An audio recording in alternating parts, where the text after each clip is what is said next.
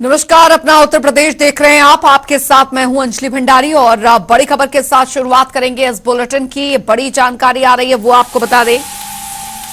बड़ी खबर, बड़ी जानकारी। राज्यपाल आनंदीबेन पटेल का शाहजहांपुर दौरा। जी हां, ये इस वक्त की बड़ी खबर। बैंक शाखा का उद्घाटन करेंगे राज्यपाल। विनोबा सेवा आश्रम में होगा ये कार्यक्रम। इस वक्त की बड़ी खबर। राज्यपाल प्रदर्शनी का अवलोकन भी करेंगी, ये बड़ी खबर। हनुमत धाम के दर्शन करेंगी राज्यपाल। तो बेहद महत्वपूर्ण शाहजहांपुर का ये दौरा। बैंक शाखा का उद्घाटन करेंगी राज्यपाल आनंदीबेन पटेल। विनोबा सेवा आश्रम में ये कार्यक्रम का आयोजन जो है वो हो रहा है। प्रदर्शनी का अवलोकन भी राज्यपाल आनंदीबेन पटेल करेंगी। उसके बाद हनुमत धाम के दर्शन करेंगे राज्यपाल। टीएन मिश्रा संवाददाता फोन लाइन पे हमारे साथ जुड़ गए हैं ज्यादा जानकारी के साथ। टीएन मिश्रा, आज राज्यपाल आनंदीबेन पटेल शाहजहांपुर के दौरे पर आ रही हैं। क्या कुछ कार्यक्रम उनके रहने वाले हैं? कितने बजे तक वो वहां पर पहुंच रही हैं? देखिए, राज्यपाल अभी दोपहर पहुंचेंगे वहां शाहजहांपुर और उसके बाद वो जो है वहां पर बैंक एक शाखा खुल रही है, उसका उद्घाटन करेंगी। एक विनोबा सेवा आश्रम है वहां पर, उसके अंदर कार्यक्रम है। वहीं के जो इंटरनल शाखा खुल रही है उसका उद्घाटन करेंगी और उसके बाद प्रदर्शनी भी लगाएंगे, उसका जो अवलोकन करेंगी और हनुमत धाम है उसका दर्शन करेंगी। इसके अलावा माना जा रहा है स्थानीय लोग हैं जो जनप्रतिनिधि हैं वो राज्यपाल से मिलना चाहेंगे तो उनसे राज्यपाल मिलेंगी और उसके बाद वो जो है वापस लखनऊ आ जाएंगे। राज्यपाल के आगमन को लेकर तैयारियां क्या कुछ यहाँ पर कर ली गई हैं? हाँ, देखिए, पूरा शाहजहांपुर में उनकी सुरक्षा की व्यवस्था के लिए पूरी तैयारियां की गई हैं और जो है पुलिस व्यवस्था चाक चौबंद की है। हनुमत धाम के आसपास पूरा बैरिकेड कर दिया गया है और जो विनोबा सेवा आश्रम है वो सुबह से पुलिस के घेरे में है। वहां पर जो पूरे रूप सुरक्षा व्यवस्था की जा चुकी है और वहां पर किसी का एंट्री उन्हीं लोगों को होगी जो अमन के सदस्य हैं और जो वहां के लोग हैं। इनके अलावा धारा की जा सकेंगे, बाकी किसी की एंट्री नहीं मिलेगी। तो पूरी सुरक्षा व्यवस्था की व्यवस्था की जा चुकी है और राज्यपाल के जो आगमन की तैयारी की है। जिला प्रशासन के सारे अधिकारी वहां मौजूद हैं और राज्यपाल में पहुंचते उनका स्वागत करके वो लोग विनोबा आश्रम ले जाएंगे। चलिए, बहुत बहुत शुक्रिया टीएन मिश्रा इस तमाम जानकारी के लिए। तो शाहजहांपुर का ये दौरा, राज्यपाल आनंदीबेन पटेल का विनोबा सेवा आश्रम में कार्यक्रम का आयोजन, राज्यपाल प्रदर्शनी का अवलोकन भी करेंगी। जो जानकारी आ रही है, हनुमत धाम के दर्शन करेंगी राज्यपाल। इस वक्त की बड़ी खबर आपको बता रहे हैं।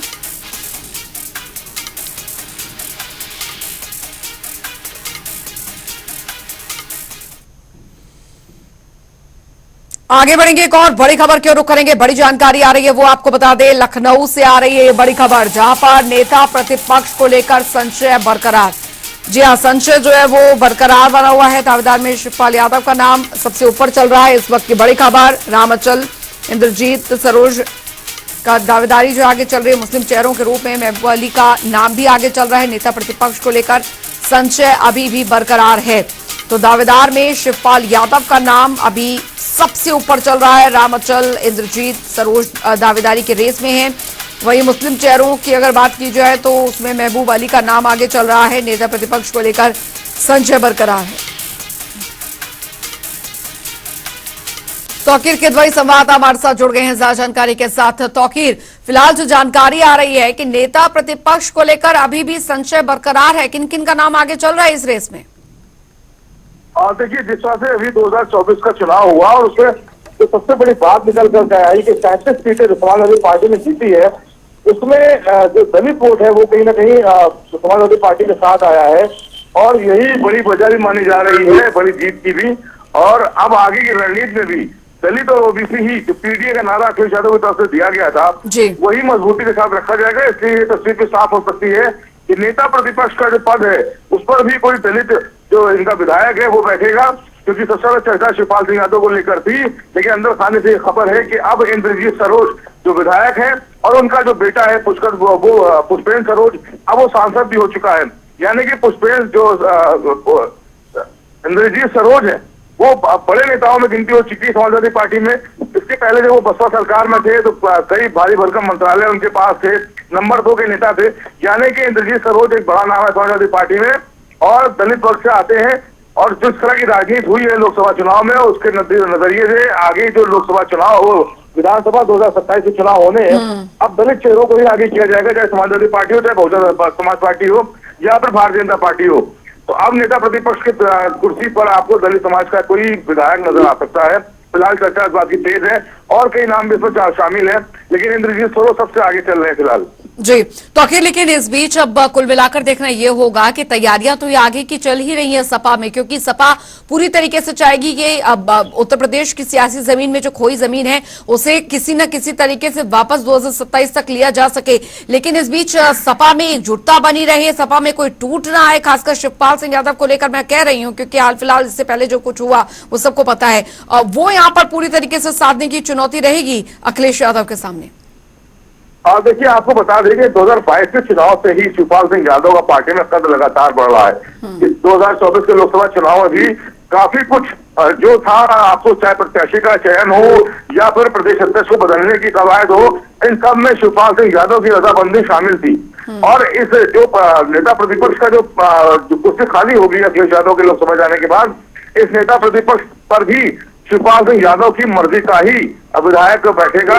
यानी कि अखिलेश यादव अब शिवपाल सिंह यादव की मर्जी के बिना कोई बड़े फैसले नहीं लेने जा रहे हैं पार्टी में। तो इसलिए इस तरह प्रयास लगाना गलत होगा कि शिवपाल सिंह यादव नेता प्रतिपक्ष बनाए न बनाए जाने से नाराज भी हो सकते हैं, क्योंकि अब शिवपाल सिंह यादव अब तक काफी पड़ चुका है। और यही बताया जा रहा है जो श्यामलाल पाल जो प्रदेश अध्यक्ष बनाए गए हाल फिलहाल चुनाव के दौरान, वो भी मर्जी शिवपाल सिंह यादव की थी। और शिवपाल सिंह यादव ने इस बात की सलाह दी थी कि जब उनका प्रदेश अध्यक्ष नरेश पटेल फतेहपुर से चुनाव लड़ रहे हैं, तो अब वो उस कुर्सी पे किसी ऐसे युवक को बैठाया जाए, किसी ऐसे आदमी को बैठाया जाए जिसके पास एक भारी भरकम वोट बैंक हो। यानी कि पाल बिरादरी का वोट कन्नौज में भी ठीक ठाक है। और जब अखिलेश यादव का चुनाव कन्नौज का वहां पर पोलिंग होनी थी, उसके ठीक 3 दिन पहले श्यामलाल पाल को समाजवादी पार्टी का प्रदेश अध्यक्ष बनाया गया था। यानी कि इन सभी गतिविधियों पर जो मर्जी थी वो शिवपाल सिंह यादव की थी। इसलिए इस तरह के प्रयास से कोई ये सारे प्रयास कामयाब नहीं होंगे, तो शिवपाल सिंह यादव के किसी भी बड़े फैसले में मर्जी शामिल नहीं होगी। बताया ये भी जा रहा है कि अब जो आने वाला जो अभी विधानसभा उपचुनाव होने हैं 9 सीटों पर, उसमें भी कई प्रत्याशियों का नाम शिवपाल सिंह यादव की तरफ से ही फाइनल किए जाएंगे। बहुत बहुत शुक्रिया तो किरकित भाई इस तमाम जानकारी के लिए। उधर आपको बता दें कि दरअसल लोकसभा चुनाव में लक्ष्य से चूकी बीजेपी को जल्द फिर बड़ा इम्तिहान देना होगा। ये परीक्षा प्रदेश में विधानसभा सीटों पर शीघ्र होने वाले उपचुनावों की होगी। देखिए हमारी खास रिपोर्ट।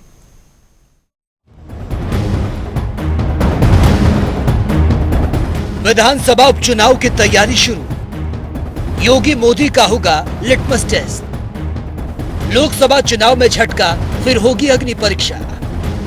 लोकसभा चुनाव में बीजेपी को अगर सबसे बड़ा झटका लगा तो वो राज्य है उत्तर प्रदेश। यहाँ के मुख्यमंत्री योगी आदित्यनाथ हैं, जो अपनी कट्टर हिंदू छवि और कानून व्यवस्था को लेकर जाने जाते हैं। लेकिन इसके बावजूद भी यूपी में बीजेपी को अनुमान के मुताबिक सीटें नहीं मिली। हालांकि अब उत्तर प्रदेश में बीजेपी का लिटमस टेस्ट होगा और उसकी सबसे बड़ी वजह यही है कि जो विधायक जिन लोकसभा सीट कर जीतकर सांसद बने, अब विधानसभा सीटों पर 6 महीने के अंदर उपचुनाव भी होंगे। यूपी की किन 9 विधानसभा सीटों पर उपचुनाव होने हैं और कौन उस सीट से विधायक है, आइए आपको ग्राफिक्स के जरिए समझाते हैं। यूपी की 9 विधानसभा सीट, मैनपुरी की करहल विधानसभा सीट से विधायक अखिलेश यादव, फैजाबाद की मिल्कीपुर विधानसभा सीट से अवधेश प्रसाद, अंबेडकर नगर की कटेहरी विधानसभा सीट से लालजी वर्मा, मुरादाबाद की कुंद्रकी विधानसभा सीट से जियाउर रहमान बर, अलीगढ़ की खैर विधानसभा सीट से अनूप वाल्मीकि प्रधान, गाजियाबाद विधानसभा सीट से अतुल गर्ग, फूलपुर विधानसभा सीट से प्रवीण पटेल, मीरापुर विधानसभा सीट से चंदन चौहान, मिर्जापुर जिले के मंझवा विधानसभा सीट से विनोद कुमार बिंद। उपचुनाव में खर्च होंगे करीब 11 करोड़ रुपए। यूपी के उप मुख्य चुनाव अधिकारी रह चुके अधिकारी की माने तो विधानसभा की एक सीट पर उपचुनाव करवाने में सरकार का करीब 1.25 करोड़ रुपए खर्च होता है। इस हिसाब से खाली होने वाली 9 सीटों पर उपचुनाव में सरकार की तिजोरी से 11.25 करोड़ रुपए का अतिरिक्त खर्च भी बढ़ेगा। लोकसभा चुनाव अभी अभी खत्म हुए और अब विधानसभा सीटों पर उपचुनाव की घोषणा हो गई। उत्तर प्रदेश की 9 विधानसभा सीटों पर उपचुनाव होना है, जिसके बाद ये तय हो जाएगा कि 2027 यूपी विधानसभा में आखिर किसकी सरकार बनेगी। ब्यूरो रिपोर्ट, जनता टीवी।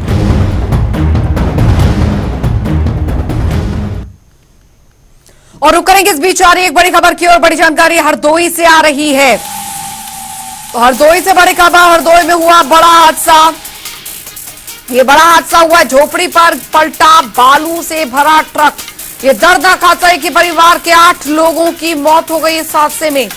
सूचना मिलने पर पुलिस मौके पर पहुंची है। ट्रक चालक और हेल्पर पर मामला दर्ज कर उन्हें गिरफ्तार कर लिया गया है। बड़ी खबर, मुख्यमंत्री ने भी मामले का संज्ञान लिया है। ये बड़ी खबर आपको बता दें, हरदोई में हुआ ये दर्दनाक हादसा। बता दें आपको, ये बड़ी खबर, दर्दनाक हादसा हुआ है। झोपड़ी पर पलटा बालू से भरा ट्रक। ये बालू से भरा ट्रक जो है वो एक ही परिवार के 8 लोगों के दर्दनाक मौत हो गई।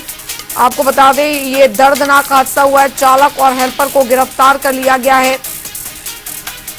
तो मुख्यमंत्री ने भी मामले का संज्ञान लिया है। ये बड़ी खबर आपको बता रहे हैं, हरदोई में ये दर्दनाक हादसा हुआ है। दर्दनाक हादसा, झोपड़ी पर पलटा बालू से भरा ये ट्रक। तो अचानक बताया जा रहा है अनियंत्रित होकर ये बालू से भरा जो ट्रक है वो अचानक से झोपड़ी पर पलट गया और झोपड़ी में सो रहे जो एक ही परिवार के 8 लोग थे और उनकी दर्दनाक मौत हो गई है। मुख्यमंत्री ने भी मामले का संज्ञान लिया है। ये बड़ी खबर आपको बता रहे हैं, हरदोई में ये दर्दनाक हादसा हुआ है। झोपड़ी पर बालू से भरा ट्रक पलट गया।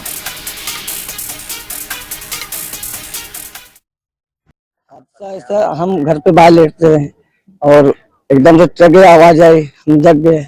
जगने के बाद में आया, वहाँ बल्ला परिवार रहता है, बल्ला का उनकी लड़की दमाद बच्चे सभी लेटे थे यहाँ और बालू भरा हुआ ट्रक था और पलट गया। उसमें लाश निकाली गई। 9 में एक बच्चे, 8 खत्म हो गए। रात में एक ट्रक कानपुर की तरफ से सफेद बालू लाद कर हरदोई की ओर जा रहा था। यहाँ मल्लावा कस्बा है, यहाँ नियंत्रित होकर रात में करीब 1:30 बजे के आसपास पलटी है और सड़क के किनारे कुछ लोग सो रहे थे, जिसमें ट्रक पलटने के बाद 8 लोगों की डेथ हुई है और एक छोटी सी बच्ची घायल हुई है।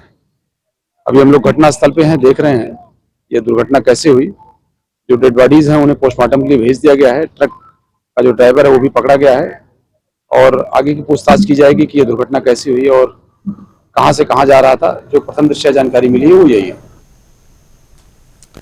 तो ये दर्दनाक हादसा हुआ है, झोपड़ी पर पलटा बालू से भरा ट्रक। हरदोई में बड़ा हादसा हुआ है, रात करीबन की एक घटना बताई जा रही है।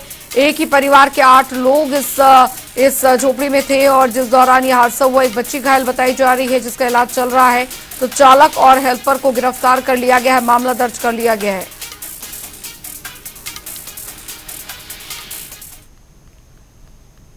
चलिए खबरों में आगे बढ़ेंगे। उधर श्रद्धालु, आपको बता दें कि रामनगरी अयोध्या में श्रद्धालुओं का सैलाब उमड़ पड़ा है।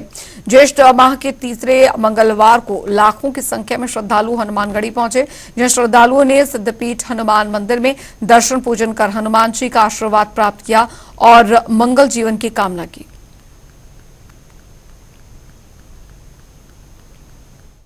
देखिए, जेठ का जितने भी मंगल हैं ये सभी यह बड़े मंगल के रूप में माने जाते हैं।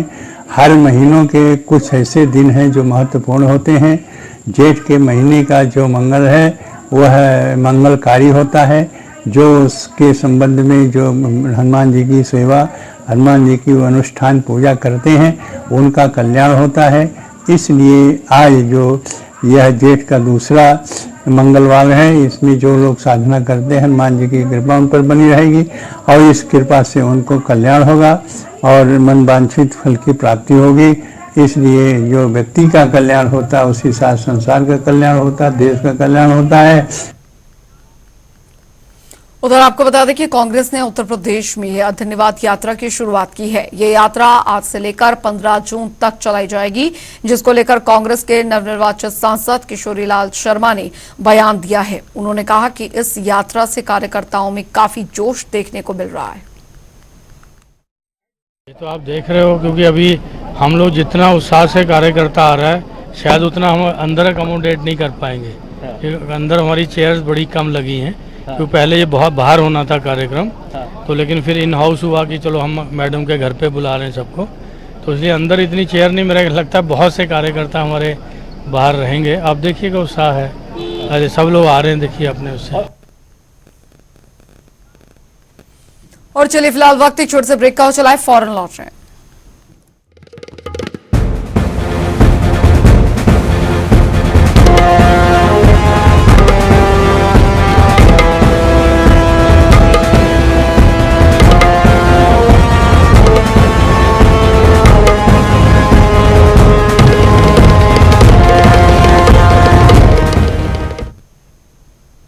ब्रेक के बाद स्वागत है और रुख करेंगे 5 मिनट में 25 खबरों की और फटाफट अंदाज में। राजधानी लखनऊ में सुरक्षित नहीं, बेटियां, युवक ने युवती के साथ किए मारपीट, कपड़े फाड़ने का भी आरोप। नामजद शिकायत दर्ज होने के बाद भी अब तक आरोपी पुलिस की पहुंच से दूर। मैनपुरी में राम भरोसे चल रहा जिला अस्पताल, वार्ड बॉय ने मरहम पट्टी कैबिन को बनाया बेडरूम। घंटों लाइन में दवा पट्टी के लिए खड़े रहे मरीज, पैर पसार के सोता रहा वार्ड बॉय। उन्नाव में रेलवे जमीन पर बने अवैध भवनों पर गड्ढा बुलडोजर। कानपुर पुल बाया किनारा स्टेशन का हो रहा है सौंदर्यीकरण। अमृत भारत रेलवे स्टेशन योजना के तहत हो रहा सौंदर्यीकरण। महोबा में 10,000 की रिश्वत लेते रंगे हाथ पकड़ा गया लेखपाल। भूमि पैमाइश के नाम पर लेखपाल ने मांगी थी रिश्वत। भ्रष्टाचार के विरुद्ध जीरो टॉलरेंस के तहत हुई कार्रवाई। अमरोहा में इंसानियत को शर्मसार कर देने वाला मामला, 8 साल के बच्चे के शव के सामने महिलाओं में जमकर हुई मारपीट का लाइव वीडियो सोशल मीडिया पर वायरल। आगरा में नगर निगम का अतिक्रमण हटाओ अभियान लगातार जारी। नगर निगम के प्रवर्तन दल ने तोड़े नालियों पर बने रैंप्स, रोड किनारे खड़ी होने वाली ठेले की भी हटाई। लोकसभा चुनाव में यूपी में मिली ऐतिहासिक जीत के बाद इंडिया गठबंधन उत्साहित। कानपुर देहात में कांग्रेस की आभार यात्रा का हुआ आगाज। जिलाध्यक्ष की अगुवाई में निकाली गई आभार यात्रा। सुल्तानपुर में बीजेपी नेता के बेटे पर जानलेवा हमले का असफल प्रयास। कॉलेज में नौकरी देने का दबाव बना रहे थे आरोपी। लखनऊ के बीकेटी में बहू ने सास को जिंदा जलाकर के मारने की कोशिश। आग लगने से झुलसी महिला, पुकार सुनकर पहुंचे पड़ोसियों ने पानी डालकर महिला को बचाया। फिरोजाबाद में पुलिस और 2 बदमाशों के बीच हुई मुठभेड़। दोनों बदमाशों को पुलिस ने दबोचा। मुखबिर से मिली सूचना पर हुई कार्रवाई। नोएडा में तेज रफ्तार बस टेली पटरी वालों पर चढ़ी, कई लोगों को कुचला। हादसे में 2 की मौत, 2 घायल। बस चालक की लापरवाही से आसपास मची अफरा-तफरी। बुलंदशहर में नहर पर नहाने गए 3 युवक डूबे, 2 को गोताखोरों ने बचाया, 1 लापता। सीएम योगी के कड़े तेवरों के बाद जगा परिवहन निगम में संविदा चालक के 600 पदों पर भर्ती चल। रायबरेली में मानवता को शर्मसार करने का वाला वीडियो वायरल। दबंग ने नाबालिग युवक को बेरहमी से पीटा, पुलिस जांच पड़ताल में जुटी। रायबरेली में एनटीपीसी की यूनिट नंबर 2 तकनीकी खराबी के चलते बंद। 48 घंटे से यूनिट नंबर 2 बंद होने से गहरा बिजली संकट। यूपी उत्तराखंड समेत कई प्रदेशों को होती है बिजली की सप्लाई। उधर नोएडा सेक्टर 37 में एक दुकान में लगी आग, धू कर जला सारा सामान। फायर ब्रिगेड ने कड़ी मशक्कत के बाद आग पर पाया काबू। बाराबंकी में एंटी करप्शन टीम को मिली बड़ी कामयाबी। 50,000 रुपए रिश्वत लेते रंगे हाथों पकड़ा गया लेखपाल। फतेहपुर में बिजली के करंट की चपेट में आने से अधेड़ की मौत, परिजनों में मचा कोहराम। खंभे के तार टूटते हुए हादसा। आगरा का एक बार फिर सुर्खियों में, जिला अस्पताल अज्ञात जेब कतरे मरीजों की काट रही जेब। रायबरेली के जिला अस्पताल में मरीजों की बढ़ रही संख्या। भीषण गर्मी के चलते उल्टी, दस्त और डायरिया के लगातार बढ़ रहे मरीज। स्वास्थ्य विभाग को अलर्ट। सहारनपुर में पुलिस को मिली बड़ी कामयाबी। फाइनेंस कंपनी कर्मी से लूट करने वाले 4 शातिर लुटेरों को किया गिरफ्तार। थाना गगलहेड़ी क्षेत्र में हुई थी लूट की घटना। सहारनपुर में पुलिस ने की बड़ी कार्रवाई। 106 किलोग्राम डोडा पोस्ट सहित 3 लोगों को किया गिरफ्तार। रायबरेली में दबंगों को नहीं रहा पुलिस का कोई भी डर। दबंगों ने एक युवक की चप्पलों से की पिटाई। वायरल वीडियो के आधार पर पुलिस जांच पड़ताल में जुटी।